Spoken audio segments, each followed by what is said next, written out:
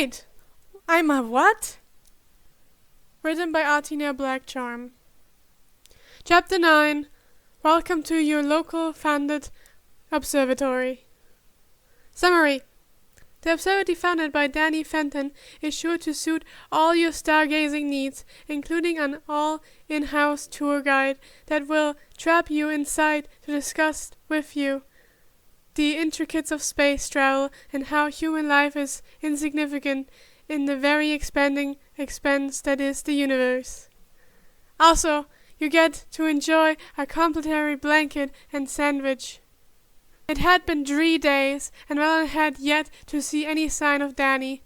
The last he saw that real little chit was when he was giving him the list, and finally telling Grunty that he should put Danny down, seeing as Danny didn't look like he was going to say anything himself. After that, Valen hadn't caught any sign of Danny in the sewers. He had even taken to checking above him to see if maybe the kid was hanging around again, but there was nothing. Even Grunty looked swollen as he sat in the corner of the little setup. He kept repeating his nursery rhyme, but only the part where he died on Saturday. It was starting to be a little concerning, considering it was only Friday. Usually, not seeing anyone for a while wasn't a big deal. Valen had gone longer without seeing Danny before, but something about it this time was off. It felt like he was missing something, and that something else was trying to make him pay attention. One could say it was just the uneasiness that some people had when living in Gotham, but Valen knew what that felt like. This was similar to a point, and every time he really thought about the sensation, the only thing that came to mind was this scrawny chit. Grunty looked like he was feeling the same way too, with how he asked Valen if he'd seen Saturday, as he so promptly named the kid. He figured Grunty got attached. Valen thought that soon Grunty might decide to go search for Danny, even if it meant going topside, which would be better if Valen went instead. If Grunty went, he'd probably just grab Danny's leg again, which isn't the most subtle thing, and would give everyone else the wrong impression if they were witnesses. So Valen told Grunty that he'd go and look for him, that he'd check up on the streets, even if it made him feel more shifty than when he was on the ground. There were too many times when being up top usually meant trouble and some pain. It was a pattern that had been consistent over the years, although it had its exceptions when Danny was a factor. Which was why, after a bit of walking around the neighborhood that Danny seemed to live in, a kid came up to him. He looked a little like Danny, with dark hair and pale skin. He was younger, though, and the hair was longer, with a headband holding most of it back. "You're looking for Danny, right?" the kid asked. Valen nodded.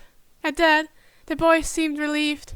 "Good, I will show you where," he said before walking off, only looking back to check if he was following, and to add that his name was Jimmy.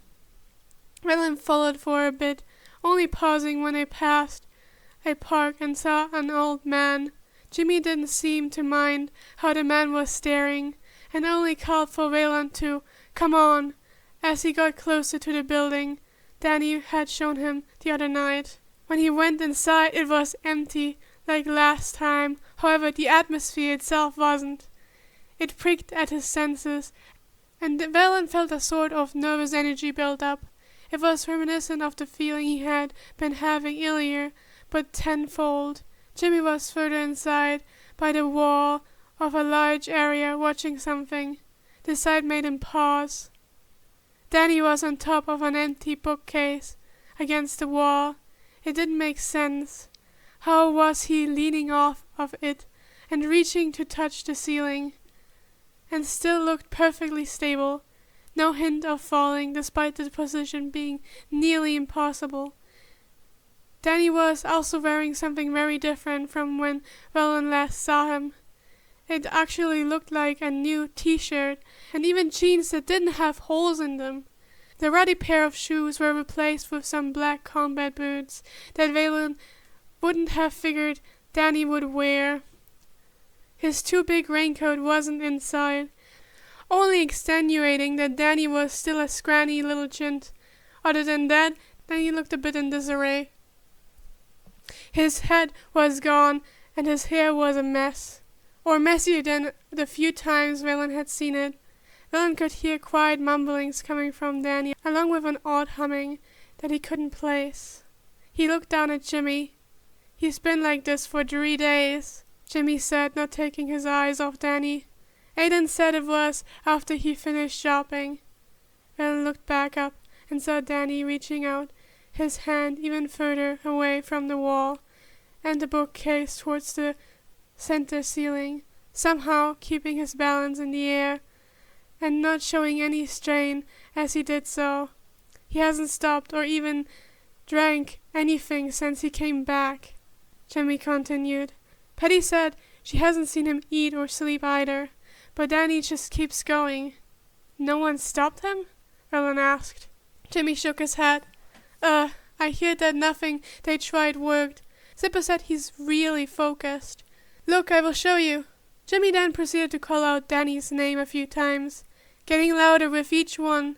By the 6th call, Valen had enough. "All right, I get it." Jimmy shrugged. Then he just continued to look at the ceiling. His hands were brushing along the surface as he continued to mumble. "Can you do something?" Jimmy asked, looking back up at Valen. It was weird, having someone ask Valen for help. Just like when Danny came to him for his opinion. No one really ever wanted his opinion before for things like that. Usually it was about opinions on how to commit a crime or how fast he'd win a fight. Valen was used to fighting, being on the offense, and having the goal to cause damage. He was used to knowing how to hurt someone. He was good at it. But now Jimmy wanted him to help. The kid was obviously worried about Danny, and Valen couldn't say he wasn't either. He came out to check on him in the first place, so he tried to do what he can. Danny paid no attention as Valen came closer. All his attention was on the ceiling, and whatever he was mumbling. Valen could actually make sense of some of the words, or at least they were words. He didn't get what light seconds and light minutes were. When Valen was close enough, he slowly reached his hand for Danny, still on top of the bookcase. He decided to grab him from under his armpits. Then he didn't even flinch at the contact. Then he started to pull Danny away from the ceiling and bookcase. It reminded him of videos of people trying to remove a cat from a high place. Like a cat, Danny's body seemed insistent on staying close to the ceiling. His fingers kept reaching out. But slowly and surely, Valen pulled him away from it. He didn't like how light Danny felt, or how bony he seemed, nor the way that Danny's head kept bobbing, as if unable to keep still. It was odd to see, especially with the way that Danny wasn't even exactly looking at Valen at all, or acknowledging that he was being held by him at the moment. Valen walked over to a table in the corner, placing Danny there. Fortunately, Danny was able to hold himself up, so he was able to move one of his hands and use it to still the constant movement of Danny's head. Valen's hand cupped Danny's chin, while the rest held the side of Danny's face. He could feel some of Danny's hair with his fingers. Danny's eyes were wide and his pupils were completely dilated. "Did he take something?" Valen asked Jimmy, who had come closer. Jimmy looked offended on Danny's behalf. "He doesn't take shit, doesn't like it." He kept glaring at Valen, and only seemed to let it up when Valen didn't say anything else. Valen was looking at Jimmy, debating on whether or not he should apologize, when he tensed at some contact he felt against his hand. One of Danny's hands was pressed against the one Valen was using to hold Danny's head still. Danny's fingers were tapping lightly against the skin. "I have them," Danny whispered, and that made both Valen and Jimmy jump at the sound of his voice. Jimmy gestured for Valen to say something. "Have what?" Valen asked, softly in return. He didn't want to do something that set Danny off. Stars! The word was spoken in reverence, awe, and love. It was particularly oozing out of Danny, and Valen swore his eyes looked brighter than they did a moment before. Valen paused and looked around.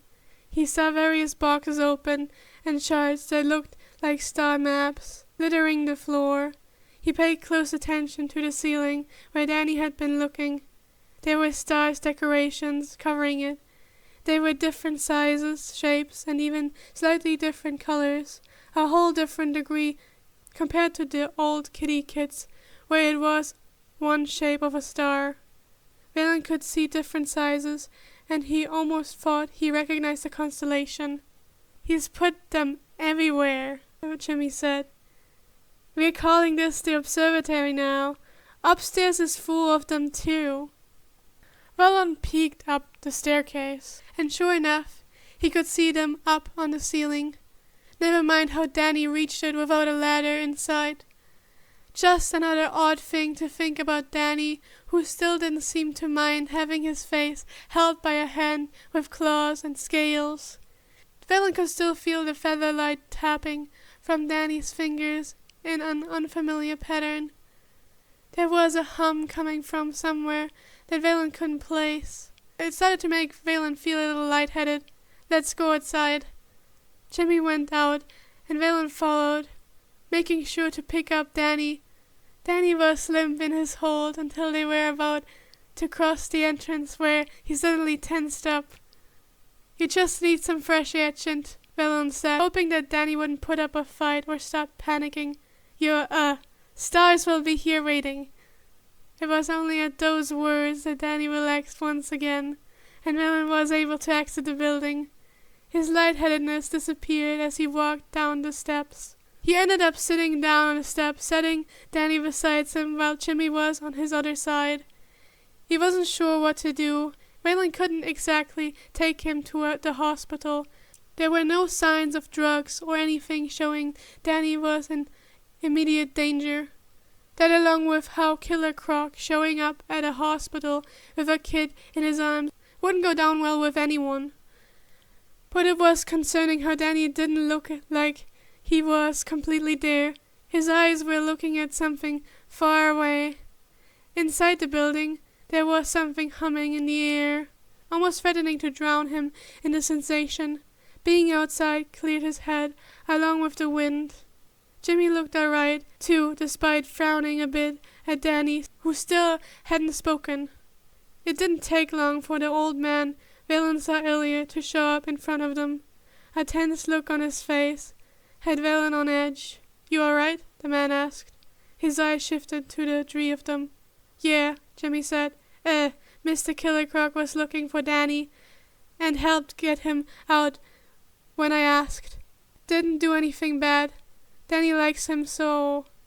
The old man hummed, with his arms crossed, looking at them. For a good minute, he just looked at Valen, who didn't dare say anything, happy to let Jimmy do the talking. The old man sighed. "Kid did say he was fine, so I see no problem. Just know we're keeping an eye out." Jimmy nodded enthusiastically. "Right. And Mr. Killer Croc won't let anyone steal Danny's kneecaps, right?" Valen found himself being stared at by Jimmy, who was completely serious about his question. Why anyone would steal the Chint's kneecaps, he had no idea. Right. With that, the two looked satisfied, and the old man walked off, promising to stop by and drop something off later. Once he left, Jimmy had told him that the old man was Old Man LJ. Valen figured that he should avoid getting on his bad side. After Old Man LJ's short visit, a few other people showed up. None looked unnerved by Valen's presence, and mostly talked with Jimmy, who told them how he helped. Each time someone thanked Valen, he resisted the urge to move, considering Danny had fallen asleep next to him and was leaning into his side. Valen had barely said anything to anyone when they spoke, and still didn't say anything when Old Man LJ came back with something bundled in his arms. He came closer and placed another hat on Danny's head and spread a blanket on him. Valen really didn't know what to say other than thank you when he was handed on a blanket, one much bigger. Miss Junie's made it for you, Old Man LJ said. There was a sense of approval in his words. Valen really didn't get these folks, especially not the kid basically snuggling to his side. It wasn't until much later that Danny woke up. When he yawned, Valen was surprised to see some sharp teeth before he closed his mouth. Then he just stared at Valen. "You alive, gent?" Valen asked, when Danny still had yet to say anything. Then he gave him a sleepy smile, only halfway. Before Valen could say anything, Danny was being yanked away and into the arms of a young woman who squeezed Danny still wrapped up in a blanket, then pulled away and started scolding him. Her words were fast, and Valen only caught some pieces before Danny spoke. "But I did what you told me to. I didn't say to go into some sort of 3-day trance, just shopping, but..." He was cut off by a container being shoved into his stomach. "Here, eat this," she said before slapping some plastic utensils on top of it. "Patty told me that she didn't see you eat at all doing your trance thing." "Really, Sandra? I'm not hungry, so..." Sandra cut him off again, this time with a glare, and one of her fingers pointing to the direction where Old Man LJ was standing, talking to someone else. After a moment, Danny sat back down next to Valen and opened the container. "Veronica made a roasted vegetable and chicken stew," Sandra told him. "Alicia told me to tell you that, and I quote, 'Listen, itty bitty, you better eat at least a quarter of that damn stew, or I will get Miss Junie.'" Then he gaped at her. "She can't do that!" Sandra smiled. "Alicia said you'd say that, and this was her response. 'Payback is a bitch, ain't it?'" Danny rolled his eyes and shoved a spoon of stew in his mouth. He mumbled about how Alicia didn't deserve Veronica's cooking. Seeing as Danny was awake and eating, Valen thought he'd gotta go. After all, he came to check on him and did what he could. Grunty would be happy to hear about Saturday. But when he stood up to leave, there was a small tug on his suspenders, and he saw another kid had showed up. "Hey, good idea, Eric," Danny said, smiling at the kid, and back at Valen. "Can't let him leave when there's food to have. Come on, Valen, sit." He patted the stairs. Valen found himself sitting on the stairs and a sandwich placed in his hands, while Danny ate another spoonful of stew, after offering some for Valen. Valen said he'd be fine with the sandwich. Danny and Valen and a few others ended up sitting with them on the steps, eating a mismatch of different items. He noticed several of Miss Junie's sandwiches, one which he made sure to give to Valen when Valen didn't want any of his stew. Eric said vegetable stew was lame. While he ate, Danny could see Eric staring a bit at Valen. Eric had thought Valen's scales were cool, so getting up close was a treat. Valen was a bit oblivious to the little fan he had, but Danny leaned closer and whispered to Valen, "Eric is the one who thinks your scales are cool, by the way, in case you were wondering about the staring." Valen grunted as he chewed his bite. "Better than other reasons for staring." "True. You could have had something in your teeth, or something drawn on your face with a permanent marker while you were asleep." Valen paused. "I got something in my teeth?" "Nope," Danny waved off the concern. "Your teeth are pristine and very sharp. Nothing stuck on them. But do I have something on my face? Wouldn't put it past one of the little shadows to decide to be an artist." Valen just looked at him, and for a moment Danny thought that maybe there was something on his face before Valen gave an amused huff and told him no.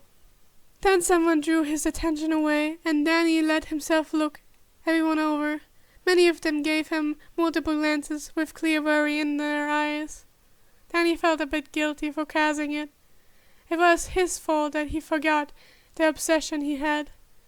The first one of protection had always been at the forefront of everything, but after what had happened to Amity Park and everyone else, that ache was all he could really think about. He had wondered and tried to smother it, despite being so far away and constantly drifting in the infinite realms. But when Clockwork dropped him off in Gotham, and suddenly in a subtle way Danny had started to protect and establish a hunt. He hadn't even truly realized it until a little while ago. It helped the ache, except as he tried to find something for himself, as Valen had said, he saw that telescope and his mind was filled with space. His core grabbed onto it like a starved man as he entered the shop and honed in on star decorations. Stars, constellations, galaxies, planets, comets, asteroids, and all the wonderful things that filled up the universe was the only thing he could think about. His core felt more full than it had been for a very long time.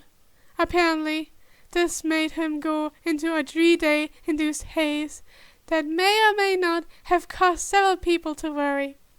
He could still feel his core vibrating contently, and the sound of starlight like a faint echo in his ears. It would be so easy to get drawn into it again, the gravity of stellar bodies pulling him in, but then he tried to focus on the people around him at that moment. Who knows if they'd be able to drag him out of it again. Valen had caught him at a lighter moment, where there was a lull, and his core recognized that he wasn't a threat, a friend. And then Gita brought Pluto with Danny's head whipped to the side, only to see that 2 people had reached over to cover Aiden's mouth. He raised an eyebrow, but was drawn into a conversation with Patty, who suddenly asked him if he thought that tickling was a dirty move in a fight. Unknown to him, Martin removed his hand from Adrian's mouth and said in a whisper, "Don't mention Pluto." His eyes looked hunted, and all Aiden could do was nod.